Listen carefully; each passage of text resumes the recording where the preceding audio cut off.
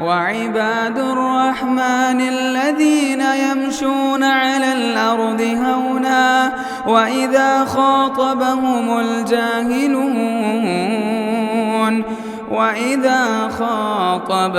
الجاهلون قالوا سلاما. السلام علیکم ورحمۃ اللہ وبرکاتہ.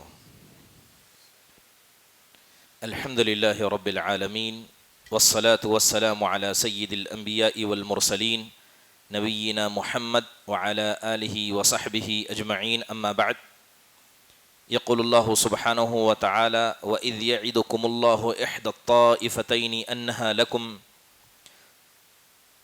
محترم حاضرین، یہ سورہ انفال کی آیت کریمہ ہے. سورہ انفال یہ مدنی صورتوں میں سے ایک صورت ہے جس کے اندر اللہ سبحانہ و تعالیٰ نے اس لڑائی کا ذکر کیا ہے جو دین اسلام کی اولین غزوات میں شمار کی جاتی ہے. اس صورت کے اندر اللہ سبحانہ و تعالیٰ نے غنیمت کے مال کا تذکرہ کیا ہے اور بتایا ہے کہ غنیمت یہ اس امت کے لیے حلال ہے اور یہ اللہ اور اس کے رسول کا حق ہے، اور اللہ کے نبی صلی اللہ علیہ وسلم کو اس غنیمت میں تصرف کرنے کا پورا حق ہے. محترم حاضرین، غزوہ بدر اللہ تعالیٰ کہتا ہے کہ جب اللہ تبارک و تعالیٰ نے آپ سے وعدہ کیا کہ ان دو جماعتوں میں سے ایک آپ کے ہتھے چڑھے گی، ایک آپ کے یہاں ضرور آئے گی. یہ قصہ آپ نے بارہا سنا ہے. 17 رمضان کا واقعہ ہے جب 2 ہجری ہو چکی تھی اور یہ ہجرت کا دوسرا سال تھا. اسی سال اللہ سبحانہ و تعالیٰ نے رمضان کے روزے فرض کیے تھے. تو گویا یہ صحابہ کے لیے رمضان کی فرضیت کا پہلا سال تھا اور اسی کا 17 رمضان تھا، اور ہجرت کر کے 17 مہینے بھی گزر چکے تھے اور یہ واقعہ، یہ لڑائی پیش آئی. اور مؤرخین نے اسے نبی کریم صلی اللہ علیہ وسلم کی معجزات میں شمار کیا. آپ جانتے ہیں کہ اللہ کے نبی صلی اللہ علیہ وسلم جب تک آپ مکۃ المکرمہ میں تھے، آپ نے کبھی مشرکین مکہ کا مقابلہ نہیں کیا. آپ نے ان کے ساتھ زور اور طاقت اور لڑائی کا کوئی معاملے کا اظہار نہیں کیا. جب آپ مدینہ پہنچے تو اللہ تعالیٰ نے آپ کو کھل کر اجازت دی. اللہ تعالیٰ کہتا ہے وَقَاتِلُوا فِي سَبِيلِ اللَّهِ الَّذِينَ يُقَاتِلُونَكُمْ، کہ ان لوگوں سے لڑو، اللہ کے راستے میں لڑو جو تم سے لڑتے ہیں. اور اللہ تعالیٰ نے کہا کہ تم ظلم و زیادتی نہ کرنا، اس لیے کہ اللہ ظلم و زیادتی کو پسند نہیں کرتا. تو گویا ایک اعتبار سے اللہ نے آپ صلی اللہ علیہ وسلم کو اب مقابلہ کرنے کا حکم دیا تھا. اب دیکھیں، جب اللہ کے نبی صلی اللہ علیہ وسلم مدینہ آ چکے ہیں تب بھی مشرکین مکہ نے لڑائی کو بند نہیں کیا تھا. وہ ہر اعتبار سے مسلمانوں کو مادی انداز سے تکلیف پہنچا رہے تھے، کوشش کر رہے تھے کہ مسلمانوں تک کسی اعتبار سے مال نہ پہنچے. کیا کیا انہوں نے؟ بہت سارے مسلمانوں کا مال جو مکہ میں تھا قبضہ لیا. جو مسلمان مکہ سے مدینہ جانا چاہتے تھے ان کا مال لوٹ لیا. تو ایک اعتبار سے جب صحابہ مدینہ پہنچے تو ان کے پاس کچھ نہیں تھا، جبکہ یہ مکہ میں رہتے ہوئے بڑے بڑے مالداروں میں شمار ہوتے تھے. یہاں تک کہ آپ دیکھیں کہ بہت سارے صحابہ کے گھر مکہ والوں نے لوٹ لیے تھے. اس کے علاوہ بات اگر دینی کرے تو مدینہ نبی صلی اللہ علیہ وسلم پہنچے ہیں، مگر برابر دین کے مسئلے میں صحابہ کو کیا ہے، پریشان کیا جا رہا ہے. اگر کوئی آدمی سفر میں ملتا ہے، راستے میں ملتا ہے، اسے ستایا جاتا ہے. بلکہ آپ تصور کریں کہ صحابہ کی ایک جماعت کیا ہے، مدینہ پہنچ چکی تھی اور اللہ کے نبی ہجرت کرنا چاہ رہے ہیں. آپ صلی اللہ علیہ وسلم کی قتل کا ارادہ تک کیا گیا. اور جب آپ مکہ سے نکل گئے، لگاتار 3 دن تک آپ علیہ الصلوۃ والسلام کو تلاش کیا گیا تاکہ آپ کو پکڑا جائے اور آپ کو قتل کیا جا سکے. گویا اس اعتبار سے مدینہ پہنچنے کے بعد بھی لڑائی کا ماحول ہر اعتبار سے مکہ والوں نے بنا کر رکھا تھا. اس سے بڑھ کر جب آپ مدینہ پہنچے تو مکہ والے برابر منافقین کو ابھار رہے تھے آپ علیہ الصلوۃ والسلام کے ساتھ مل کر آپ کو پریشان کرنے کے لیے. جب اتنے سارے معاملے تھے تو یہ بات سمجھ میں آتی ہے کہ اللہ تعالیٰ نے اب مسلمانوں کو لڑنے کا حکم کیوں دیا تھا، کیونکہ مسلمانوں کی طاقت بن چکی تھی اور جنگ کا ماحول ہمیشہ تھا. تو اللہ تبارک و تعالیٰ نے دین کو غلبہ پہنچانے کے لیے اور مشرکین مکہ کی اس تکلیف سے اپنے آپ کو بچانے کے لیے اللہ تعالیٰ نے آپ کو اجازت دی. نبی کریم صلی اللہ علیہ وسلم کو پتہ چلتا ہے کہ حضرت ابو سفیان جو ابھی مسلمان نہیں تھے وہ مکہ سے ملک شام جا رہے ہیں اور ساتھ میں قافلہ ہے. تو اللہ کے نبی نے صحابہ کو بلایا کہ اس قافلے کو جو مکہ سے ملک شام جا رہا ہے اسے لوٹ لیا جائے، کیونکہ ان کے پاس مسلمانوں کا مال تھا، انہوں نے مسلمانوں کا مال لوٹا تھا. تو اللہ کے نبی نے ان سے کہا کہ چلو تمہارے اس مال کی طرف جو ان کے پاس ہے لیا جائے.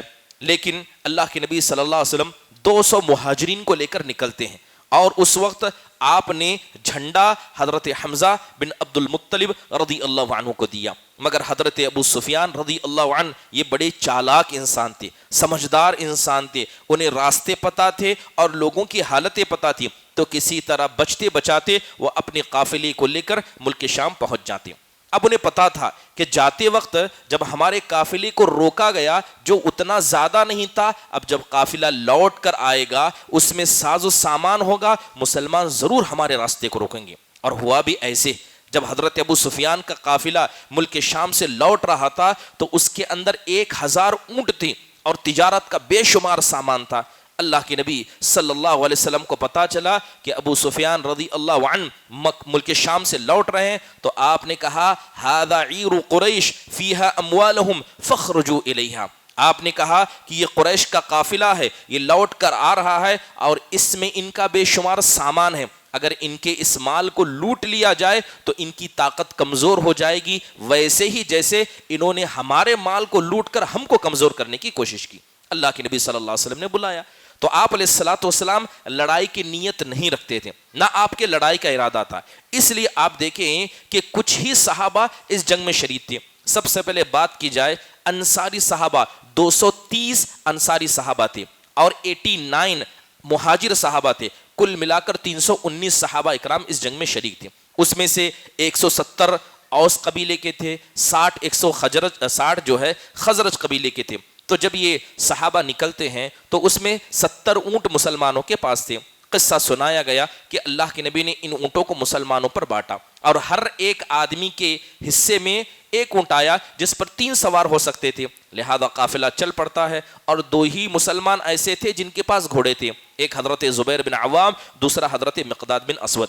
اللہ کے نبی صلی اللہ علیہ وسلم نے ساری فوج کا جھنڈا حضرت مصعب بن عمیر کے ہاتھ میں دیا اور مہاجرین کا ذمہ دار حضرت علی کو بنایا اور انصار کا ذمہ دار حضرت سعد بن معاذ کو بنایا. اور اللہ کے نبی صلی اللہ علیہ وسلم قافلے کو لے کر چل پڑتے. اللہ کے نبی صلی اللہ علیہ وسلم پہنچے مکہ کے قریب بدر کے مقام تک، کیونکہ مدینہ سے بدر کافی دور ہے لیکن مکہ سے بدر نزدیک ہے، لہذا اللہ کے نبی کو فاصلہ طے کرنا تھا.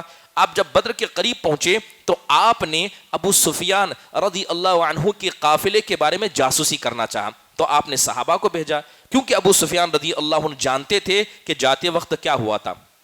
تو حضرت ابو سفیان فوراً کیا کرتے ہیں، ایک شخص جس کا نام ضمضم بن عمرو الغفاری تھا اس کو کرائے پر لے لیتے اور بدر کی طرف بھیجتے ہیں جہاں پانی کی جگہ ہے، جہاں ہر آنے جانے والا قافلہ وہاں رکتا ہے، اپنے جانوروں کو پانی پلاتا ہے، خود پانی سے سیراب ہوتا ہے. گویا بدر کا یہ مقام ایسا تھا کہ جانے آنے والا ضرور یہاں رکے گا. تو اللہ کے نبی نے اسی جگہ کو ٹارگٹ بنایا.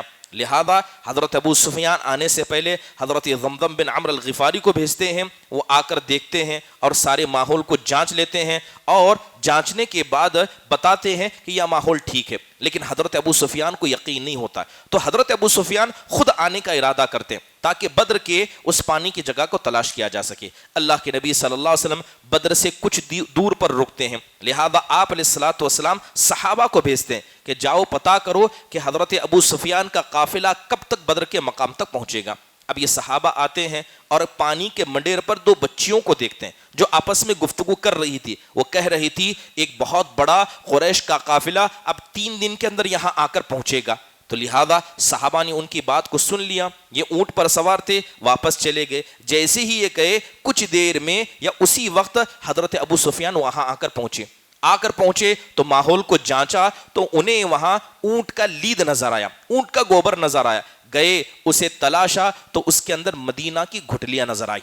تو حضرت ابو سفیان ضرور سمجھے کہ مسلمان یہیں قریب میں ہیں, فوراً بھاگے اور اپنے قبیلے کو کیا اپنے قافلے کا راستہ پلٹا اور وہ زمزم بن عمرو الغفاری جسے آپ نے کرائے پر لیا تھا فوراً مکہ بھیجا, اور مکہ بھیج کر کہا کہ جاؤ مکہ والوں سے کہو کہ اگر تمہیں تمہارا مال بچانا ہے تو فوراً فوج لے کر یہاں بدر کے مقام پر پہنچے. محترم حاضرین, جب یہ معاملہ ہوا تو اسی دن حضرت عاتقہ بنت عبد المطلب نے رات میں ایک خواب دیکھا تھا. جب صبح ہوئی تو حضرت عاتقہ بن عبد المطلب اپنے خواب کو بیان کرتی ہیں اور جا کر حضرت عباس سے کہتی ہیں کہ میں نے خواب میں دیکھا ہے کہ ایک پکارنے والا آ رہا ہے اور مکہ والوں سے کہتا ہے کہ غدار لوگوں سے ہوشیار ہو جاؤ, ہوشیار ہو جاؤ. وہ کیا کرتا ہے, اس قلعے پر کھڑتا ہے, کبھی اس قلعے پر کھڑتا ہے اور برابر لوگوں کو مدد کی گہار لگا رہا ہے, یہاں تک کہ اس نے ایک بڑا ٹیلا اٹھایا اور ٹیلا اٹھا کر اوپر سے پھینکا.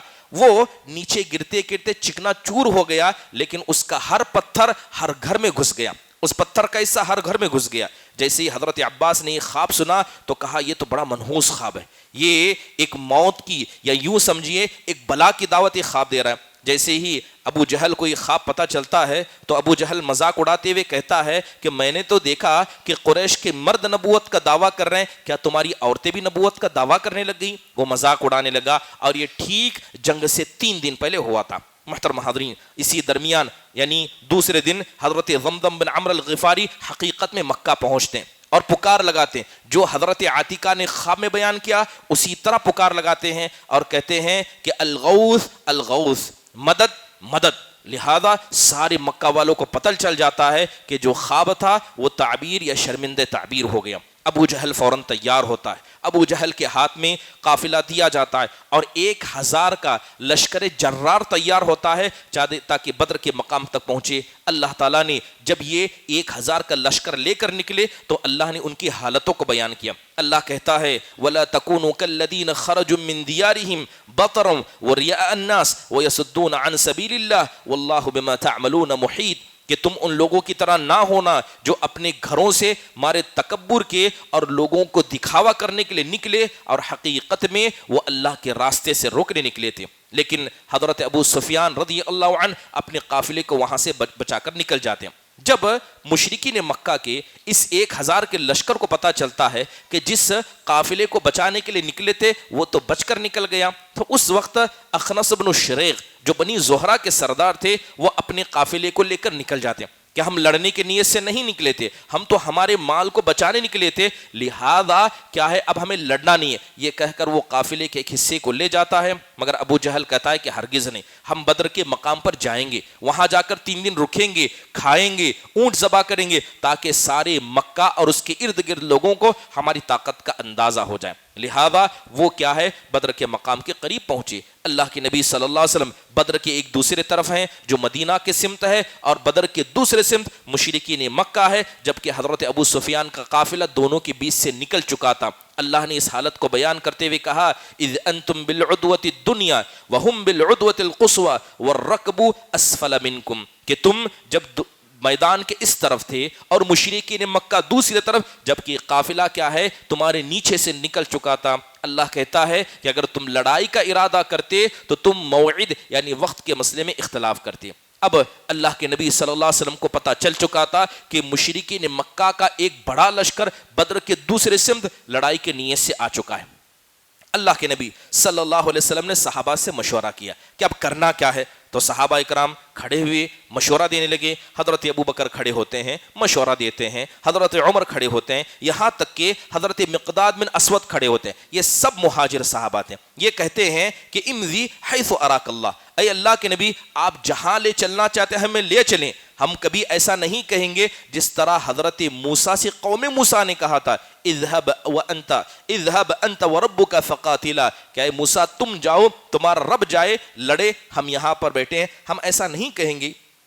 تو بار بار مشورہ دیتے رہے, یہاں تک کہ اللہ کے نبی اسی کلمے کو دہرا رہے تھے کہ استشیروا علیہ الناس, کہ لوگوں تم مشورہ دو. تو اس بات کو سن کر حضرت سعد بن معاذ رضی اللہ کھڑے ہوئے, کہنے لگے اللہ کے نبی شاید ہم انصاریوں سے آپ مشورہ چاہتے ہیں, جیسے میں نے بتایا کہ 230 انصاری تھے اور صرف 89 مہاجر تھے، اور مشورہ مہاجر دے رہے ہیں، اللہ کے نبی انصار سے مشورہ چاہتے تھے۔ اس کی بنیادی وجہ یہ تھی کہ جب آپ مکہ سے مدینہ آئے تھے تو انصار سے جو معاہدہ تھا، جو اگریمنٹ تھا، وہ یہ کہ یہ مدینہ میں مسلمانوں کی حفاظت کریں گے، اللہ کے نبی کی حفاظت کریں گے۔ کیونکہ یہ لڑائی مدینہ سے باہر کی تھی تو انصار کا کوئی عہد و پیمان یہاں پر نہیں تھا، تو لہذا اللہ کے نبی ان سے مشورہ چاہتے تھے۔ تو حضرت سعد بن معاذ کھڑے ہوتے ہیں اور کہتے ہیں اے اللہ کے نبی، شاید آپ ہم سے مشورہ چاہتے ہیں، اگر اللہ کے نبی آپ ہمیں سمندر میں کودنے کے لیے کہہ جائیں، خدا کی قسم ہم میں کا ایک آدمی بھی پیچھے نہیں رہے گا، آپ جو چاہتے ہیں چلیے، ہم تیار ہیں۔ جیسے ہی اللہ کے نبی صلی اللہ علیہ وسلم نے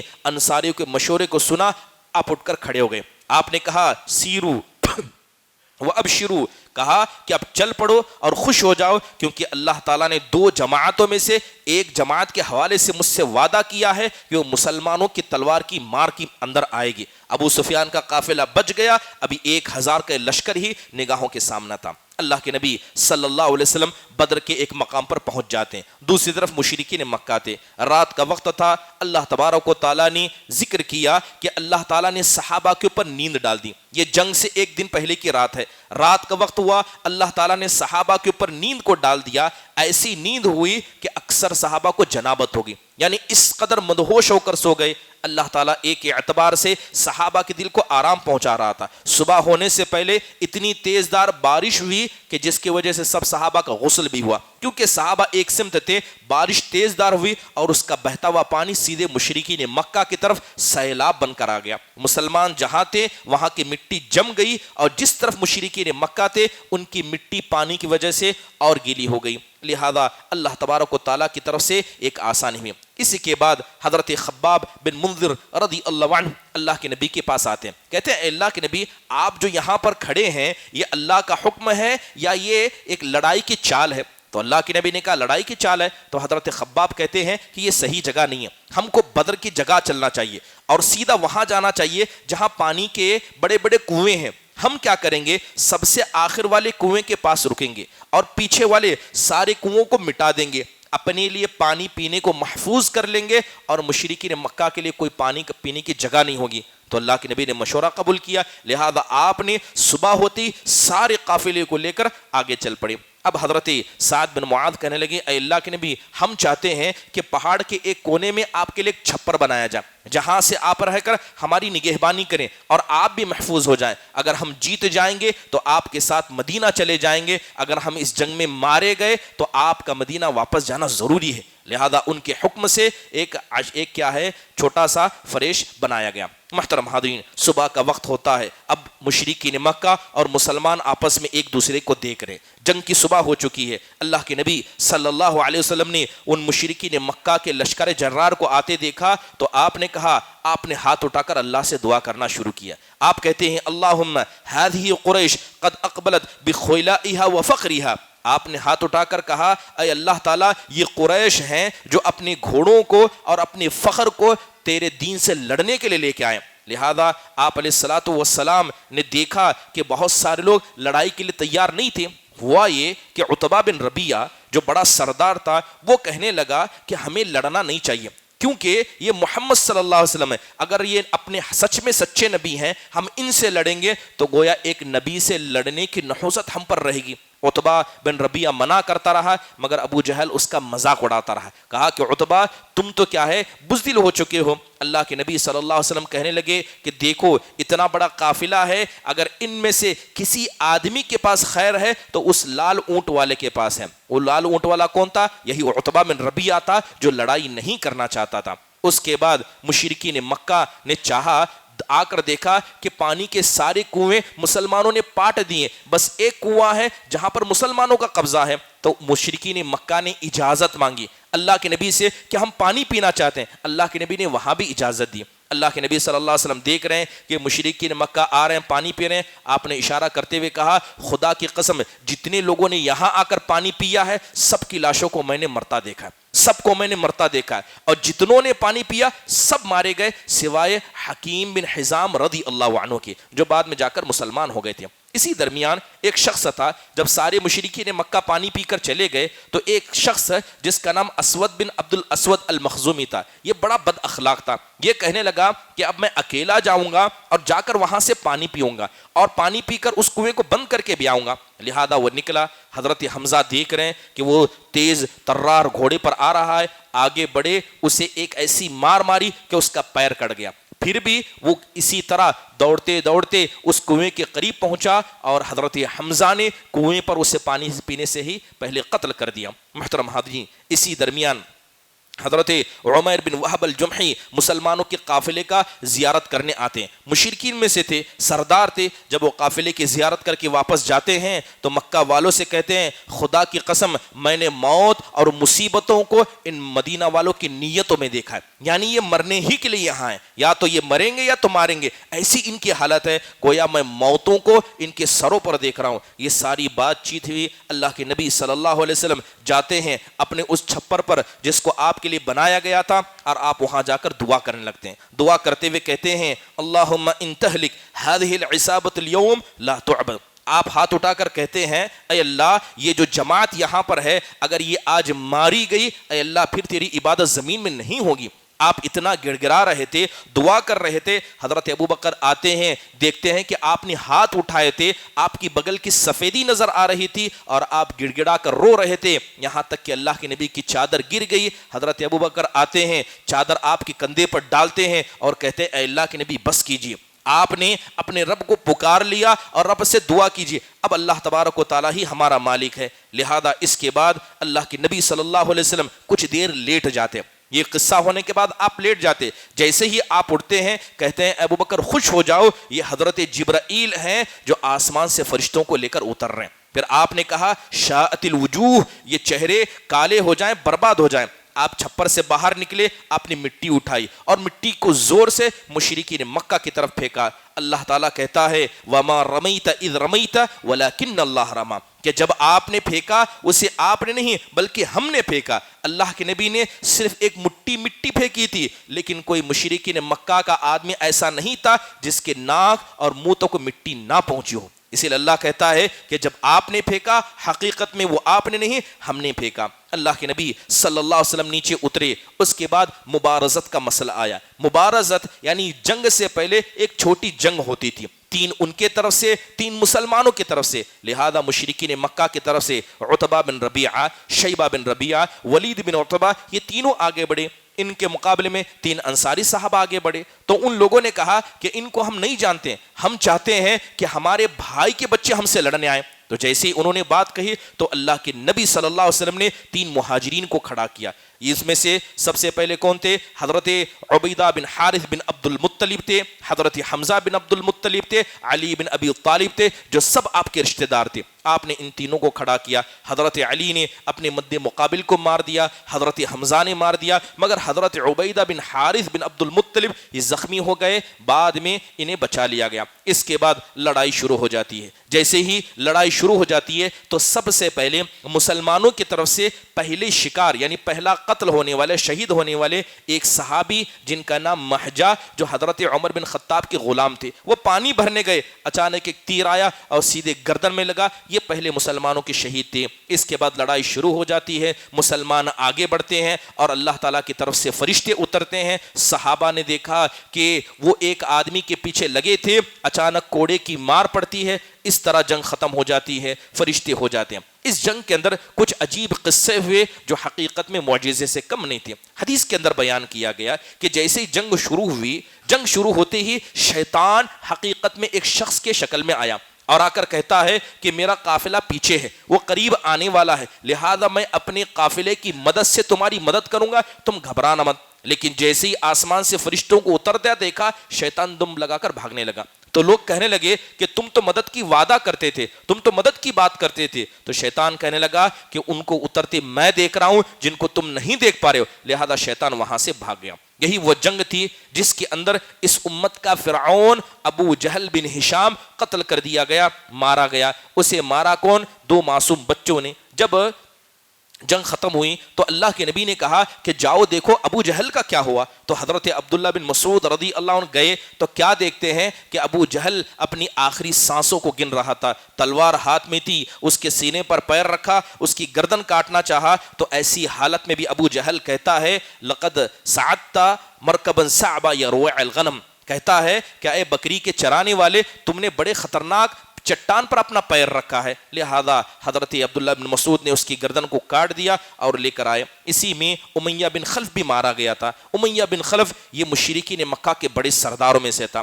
جیسے ہی امیہ بن خلف نے اپنے مشرکین کو ہارتا دیکھا تو جنگ سے بھاگ رہا تھا. حضرت عبد الرحمن بن عوف جو تجارتی اس کے دوست تھے, پارٹنر تھے, انہوں نے اس کو بچانا چاہا اور اسے قید کرنا چاہا. لہذا دوڑتے گئے اور اس کو پکڑ کر قیدی بنا لیا. لیکن جب حضرت بلال نے دیکھا امیہ بن خلف کو, کیونکہ یہی وہ امیہ بن خلف تھا جو حضرت بلال کے جسم کو ننگا کر کے کیا ہے آگ میں ان کو ڈالا کرتا تھا, انہیں ستایا کرتا تھا. حضرت بلال نے جیسے ہی امیہ کو دیکھا کہا کہ آج یہ بچ گیا تو میں نہیں بچا. فوراً تلوار لی, چند انصاریوں کو لیا اور مارنے کے لیے آگے بڑھ گئے. لیکن حضرت عبد الرحمن بن عوف کہہ رہے تھے کہ میں نے اس کو قید کر لیا, میرا قیدی ہے, چھوڑ دو. مگر حضرت بلال نہ سنے, یہاں تک کہ اسے بھی مار دیا گیا. حضرت ابو بکر کے بیٹے عبد الرحمن بھی اس جنگ میں مشرکین کی طرف سے شریک تھے. جب یہ حضرت عبد الرحمن مسلمان ہوئے تو اپنے ابا سے کہتے ہیں کہ جب بدر کا لڑائی شروع ہو گئی تھی میں آپ کو دیکھ رہا تھا, جب آپ میرے قریب آتے میں اپنے سمت کو موڑ لیتا,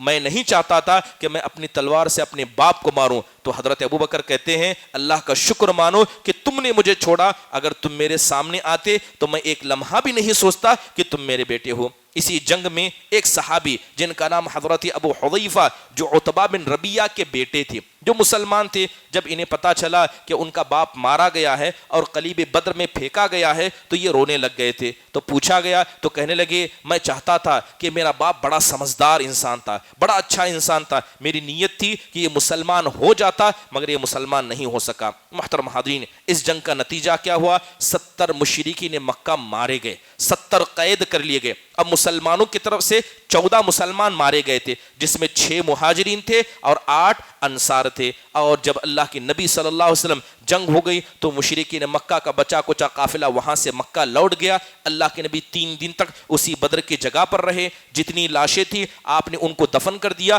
مگر کچھ لاشوں کو جو مشرکین مکہ کے ذمہ دار یعنی بڑے رؤسائے کفر کی تھی, آپ نے ان کو بدر کے کنویں میں پھینکنے کا حکم دیا. لہذا آپ نے ان کو پھینکوا دیا. جب آپ مدینہ واپس جانے لگے تو آپ علیہ الصلوۃ والسلام اس کنویں پر کھڑے ہوتے ہیں اور کھڑے ہو کر کہتے ہیں, نام لے لے کر کہتے ہیں, اے ابو جہل بن ہشام, اے امیہ بن خلف, کیا اللہ نے جو تم سے وعدہ کیا تھا کیا تم نے اس وعدے کو پورا پایا؟ کیونکہ جو اللہ نے مجھ سے وعدہ کیا تھا اسے تو میں نے پورا پایا. حضرت عمر آ کر کہتے ہیں اے اللہ کے نبی آپ کس سے بات کر رہے ہیں؟ تو اللہ کے نبی کہتے ہیں کہ جتنا بہترین انداز سے تم میری بات سن رہے ہو اسی طرح یہ بھی میری باتوں کو سن رہے ہیں. اللہ تعالیٰ نے ان کی روحوں کو لوٹا دیا ہے تاکہ میری بات کو سن سکیں. اسی جنگ میں کیا ہے مسلمانوں کی ایسی عظیم فتح ہوئی جس کا بڑا تفصیل سے ذکر اللہ نے کیا ہے. اس جنگ سے ہمیں نصیحت کیا ملتی ہے؟ پہلی نصیحت یہ ہے کہ اللہ کی مدد کبھی بھی دعا کے بغیر نہیں ملتی ہے. انسان کو دعا بھی مانگنی ہے اور انسان کو آگے بڑھ کر محنت بھی کرنا ہے. صحابہ آگے بڑھے, لڑے, مارے گئے اور صحابہ نے مارا, تبھی جا کر اسلام کو اس طرح مدد ملی. دوسری بات, مدد ہمیشہ اللہ کی طرف سے آتی ہے. اگر کوئی آدمی یہ سمجھے کہ میں ہتھیار اکٹھا کروں, مسلمانوں کو اکٹھا کروں اور ہم دوسروں سے لڑ پائیں گے, ایسا کبھی نہیں ہو سکتا. کیونکہ مسلمانوں کی طاقت ہو یا نہ ہو, مدد ہمیشہ اللہ کی طرف سے آتی ہے. دوسری اہم بات, انسان کو ہمیشہ مصیبت پر صبر کرنا چاہیے اور جیسی بھی حالت ہو ہمیشہ اللہ سے اپنے تعلق کو بنا کر رکھنا چاہیے. اللہ کے نبی نکلے, آپ اللہ سے دعا کر رہے تھے. آپ پہنچے, آپ دعا کر رہے تھے. آپ نے مشرکین مکہ کو دیکھا, آپ دعا کر رہے تھے. لڑائی سے پہلے بھی آپ نے دعا کی, لڑائی کے بعد بھی آپ نے اللہ سے دعا کی. تو یہ بات بتاتی ہے کہ انسان کا تعلق اللہ کی ذات سے ہمیشہ رہنا چاہیے. اور دوسری اہم بات کہ جو انسان دنیا میں جتنا زیادہ تکبر کرے گا اللہ تعالیٰ اس کا اتنا ہی برا انجام کرے گا. ابو جہل جو اصل میں اس لڑائی کی وجہ بنا, نہ اسے عشر مبشرہ میں سے کسی بڑے صحابی نے مارا بلکہ اسے ان معصوم بچوں نے مارا جنہوں نے اس سے پہلے قتل بھی کسی کو نہیں کیا تھا. جتنا اس نے تکبر کیا اللہ سبحانہ و تعالیٰ نے اتنا ہی اس کا برا نتیجہ بنایا. اللہ تعالیٰ سے دعا ہے اللہ تبارک و تعالیٰ صحابہ کی قربانی کو قبول کرے, اللہ انہیں جنت نصیب فرمائے اور اللہ تعالیٰ ہم سب کو بھی मुसीबत पर सब्र करने वाला, अल्लाह से मदद मांगने वाला और अल्लाह से अपने रिश्ते को हमेशा जोड़ने वालों में से बनाए। अक़ूलु क़ौली हाज़ा व अस्तग़फ़िरुल्लाह ली व लकुम व लिसाइरिल मुस्लिमीन मिन कुल्लि ज़ंब फ़स्तग़फ़िरू इन्नहु हुवल गफ़ूरुर रहीम। जज़ाकुमुल्लाहु खैर व अहसनल्लाहु इलैकुम। अस्सलामु अलैकुम व रहमतुल्लाहि व बरकातुहू। मस्जिद इबादुर रहमान के प्लेटफार्म से होने वाली दावत व तबलीग के मिशन को आगे बढ़ाने में हमारा भरपूर साथ दें। इल्म व अमल से नाता जोड़ने के लिए अहले इल्म से जुड़ें। मस्जिद इबादुर रहमान के यूट्यूब चैनल को सब्सक्राइब करें और आगे शेयर करना हरगिज़ ना भूलें। फ़जज़ाकुमुल्लाहु खैर।